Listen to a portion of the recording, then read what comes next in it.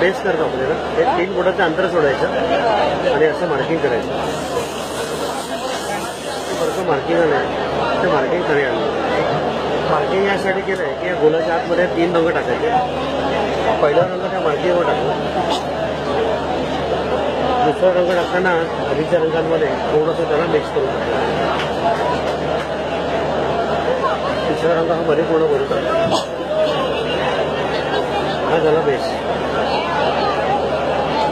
Base केल्यानंतर centre point काढायचं. तर सेंटर आणि डिझाईनचा सेंटर आपण एकमेकांना फक्त मॅच केलं. आता जाळीवरती पांढरा, पिवळा आणि पोपटी हे रंग फिक्स आहेत. डिझाईन कोणताही असलं तरी लाईट कलर असल्यामुळे हे बेसला वापरायचे नाही. सुरुवातीला हिरवा रंग मी बाहेर फिरवला. त्याच्याखाली पिवळा रंग आधीच्या रंगांमध्ये थोडंसं ओव्हरलॅप करून फिरवलं. तसंच पांढरा पण पिवळ्यामध्ये ओव्हरलॅप करून फिरवला.